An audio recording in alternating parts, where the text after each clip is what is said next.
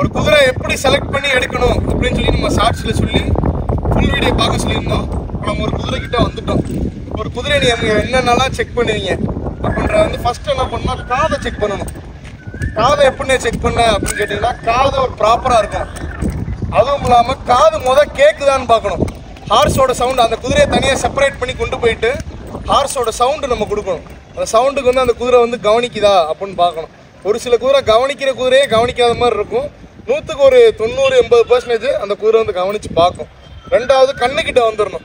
அந்த கண்ணில் எதுவும் பூ இருக்கா அப்படின்னு பூனா ஒயிட் கலரில் இருக்கும். ஷேடு அடித்த மாதிரி பிளைண்டுக்கு ஆனால் குதிரைகளுக்கு எப்படி இருக்குமோ அந்த ஒரு கிரே ஷேடு மாதிரி கண்ணில் இருக்கும். சரிங்களா? அதே மாதிரி வாயை பார்க்கணும். வயசு வந்து நம்ம பார்க்கணும். பல்லு ரொம்ப நீளமாக இருக்குது அப்படின்றப்ப பல்லு வந்து நம்ம ஃபுல்லாக ஒரு வீடியோ வந்து சொல்லுவோம் வயசு எப்படி பார்க்கணுன்னு. ரொம்ப நீளமாக இருக்குது அப்படின்னா ஒரு வயசான குதிரை நமக்கு ஒரு 10 வயசு வரையும் எடுக்கலாம், தப்பு கிடையாது. குதிரையோட லைஃப் ஸ்பேன் வந்து 25-30 வயசு வரையும் கூட இருக்கும். நம்ம வச்சு மெயின்டைன் பண்ணுற விதத்தை பொறுத்து 40 வயசு வரையும் இருக்கிற குதிரையிலும் இருக்குது. சரிங்களா? அது போக மூக்கை பார்த்துக்கணும். ஒவ்வொரு குதிரைக்கு வந்து இந்த சளி ப்ராப்ளம் வந்து கண்டினியூஸாக இருக்கும். அந்த சளி இறங்கிக்கிட்டே இருக்கும். ஒன்று சளினால செத்து போயிடும். குதிரையில் வந்து ரொம்ப கட்டியாக இறங்கும். அந்த சளி கண்டினியூஸாக ஒழுகிக்கிட்டே இருக்குது அப்படின்ற குதிரையில் வந்து நம்ம கொஞ்சம் கவனிச்சுக்கணும். கவனித்து பார்த்துட்டு என்னென்ன பிரச்சனைகள் இருக்குது, அது முத்திருச்சு அப்படின்ற குதிரையில் வந்து நம்ம காப்பாற்ற முடியாது. இது ஒரு இது. சரிங்களா? அதே மாதிரி நம்ம கழுத்தை ஃபஸ்ட்டு பார்க்கணும். கழுத்தில் எதுவும் இன்ஜெக்ஷன் போட்டு வீங்க வச்சுருக்காங்களா, முடிக்கு கீழே எப்படி இருக்குது, சுழியெல்லாம் பார்க்குறதுக்கு முன்னாடி ஒரு குதிரையோட ஃபிசிக்கை நம்ம வந்து பக்காவாக பார்க்கணும். இந்த கழுத்து செக்ஷன் இங்கிட்டும் அங்கிட்டும் ப்ராப்பராக பார்த்துட்டு அமைதியாக இருக்கு. சரியா? அதுக்கப்புறம் இந்த காலை பார்க்கணும். இந்த கால் வரிசை ப்ராப்பராக ஒரு சோல்ஜர் மாதிரி ப்ராப்பராக இப்படி நிற்கணும். ஒவ்வொரு குதிரைகளுக்கு இப்போ வந்து மெயினாக லோ பட்ஜெட்டு அப்படின்னு சொல்லிட்டு வந்து விற்கிறாங்க. அது என்ன செய்கிறாங்கன்னா இந்த இடம் இருக்குது பார்த்தீங்களா, இந்த குழம்பு, இது வந்து எப்படி இருக்குன்னா இப்படி இருக்க குதிரை இந்த இடம் இப்படி இருக்கும், இப்படி பெண்டு இருக்கும். ஒரு புதுசாக பிகினர்ஸ்க்கு வந்து அது தெரியாது. அது வந்து விற்றுருவாங்க. அது சீக்கிரம் காலப்போக்கில் கால் வலி வந்துடும். சீக்கிரம் வந்து அது டெத்தை வந்து ஃபேஸ் பண்ணும் அந்த மாதிரி குதிரை.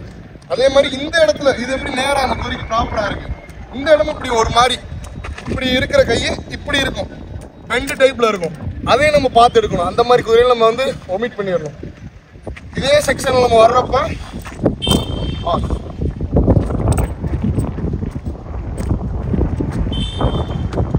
குதிரையா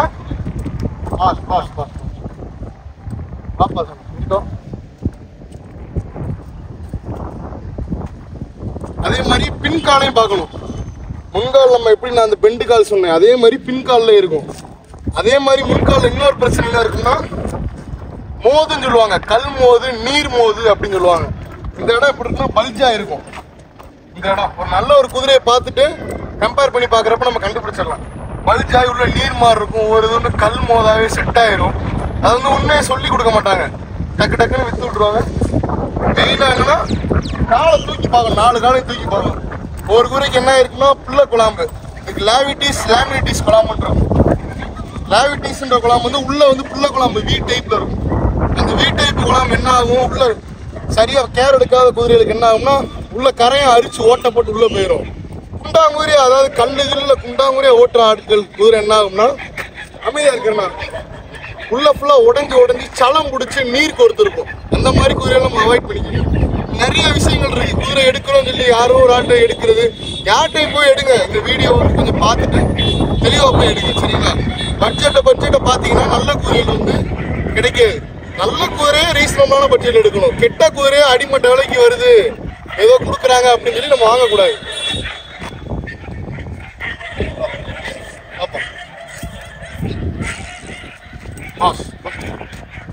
அதே மாதிரி அந்த குதிரையோட முதுகு அமைப்பை பார்க்கணும். நான் அப்படி அமுக்கிறேன் பாருங்க, நல்லா அமுக்கணும். ஒரு வலி உள்ள குதிரை அப்படியே குன்னிரும். மனுஷன் எப்படி சிட் அப்ஸ் போறோமோ அதே மாதிரி குதிரை வந்து குன்னிரும்.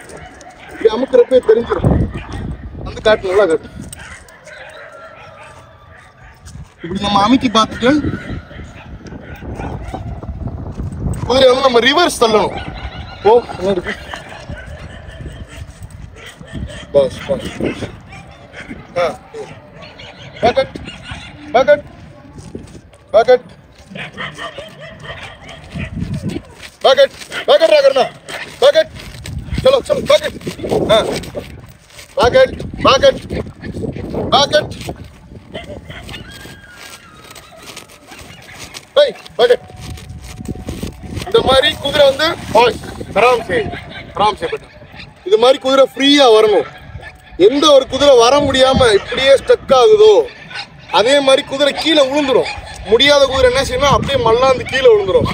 இன்னொரு பாயிண்ட் என்னன்னா, மெயினாக அந்த குதிரைக்கு ஃபுல்லாமே இந்த இடத்துல அடிபட்டுருக்கும். இங்கே ஃபுல்லாக காயம் இருக்கும், இந்த சைடு ஃபுல்லாக இடுப்பில் காயம் இருக்கும். இதை வச்சுட்டு அந்த குதிரை இடுப்பு ஃபால்ட்டான குதிரைன்னு சொல்லி நம்ம கண்டுபிடிச்சிடலாம். அதே மாதிரி இந்த சப்பை இதையும் பார்க்கணும், அதையும் பார்க்கணும். எவ்வளோ வீக்கமாக இருக்கா இல்லை 2 சைடு ஈவனாக இருக்கான்னு பார்க்கணும். அது போக 1 சைடு லகானில் போட்டு அந்த குதிரையை clockwise anticlockwise 2 side ஓட விட்டு பார்க்கணும். அந்த குதிரையில் ஓடுறப்பே தெரிஞ்சிடும். ஒரு மாதிரி மடக்கி போட்டு ஓடிச்சுன்னா அந்த சப்பையில் ஃபால்ட்டுன்னு அர்த்தம். அதே மாதிரி ஆள் உட்காந்துட்டு குதிரையை முன்னாடி நம்ம பார்க்கக்கூடாது, பின்னாடி சைடு நம்ம பார்க்கணும்.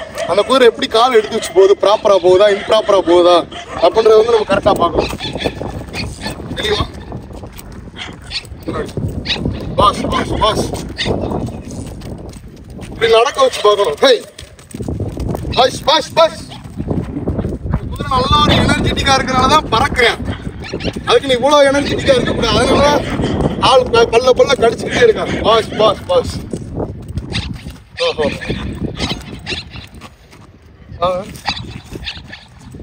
அதே மாதிரி குட்டி குதிரைகள் நம்ம சொன்ன கான்செப்ட், நம்ம ரிவர் சொன்ன பார்த்தீங்களா, அது வந்து குட்டி குதிரைகள் வந்து போகாது, பயப்படும். பின்னாடி வந்து அதுக்கு போகக்கூடிய தன்மை தெரியும். அதை ஒரு ரீசனாக வச்சு நம்ம வந்து ஃபால்ட்டான குதிரைகளையும் விற்க வாய்ப்பு இருக்குது. அப்பயே நம்ம கொஞ்சம் அந்த சைடு சப்பை சொன்னது, அது ஓட விடுறப்ப சும்மா ஓடுறப்ப இந்த மாதிரி இதெல்லாம் ஓரளவு நம்ம கெஸ் பண்ணிடலாம். பெரிய குதிரைக்கு இதுதான் ப்ரொசீஜர். பாஷ் பாஷ் ஆராம் சே ஆராம் சே ஆராம் சே ஆராம் சே. அதே மாதிரி ஒரு குதிரையை அந்த குதிரை நாடு அடிக்க விடும் அப்படின்ற குதிரையை நம்ம எப்படி கண்டுபிடிக்கணும்னா, 4 காலம் தூக்கி கல்லை வச்சு அடித்து பார்க்கணும் அது எப்படி அலோவ் பண்ணுதா இல்லையான்னு. அப்படி ஆடமே அடிக்கவில்லைனாலும் அது எப்படினாலும் நம்ம லாட அடிச்சுக்கலாம். நீங்கள் இந்த ஃபிசிக்கல் மெத்தட் நான் இப்போ சொல்லி கொடுத்தேன் பாருங்க, இதெல்லாம் வந்து கம்பைண்டாக இருந்துச்சுன்னா அந்த குதிரை எதுக்குமே ஆகாது. சரிங்களா? பாஸ் பாஸ் பாஸ். சேட்டப் பண்ணுற குதிரையை கூட நம்ம கொண்டு வந்துடலாம். ஆனால் ஃபால்ட்டான குதிரையை வந்து வச்சு நம்மளும் பாடுபட முடியாது, அதையும் வச்சு நம்ம கஷ்டப்படுத்தக்கூடாது. சரிங்களா? பாய். அதே மாதிரி மெயினான அந்த வால் தண்டை பார்க்கணும். கடைசியாக நான் சொல்கிறது, வால் வந்து இப்படி ஆட்டணும் குதிரை. காரணம் இந்த சைடு வால் ஆட்டினாதான் அந்த வால் நல்ல வால்னு அர்த்தம். ஒன்று வந்து வாலே வேலை செய்யாது, அப்படியே நிற்கும்.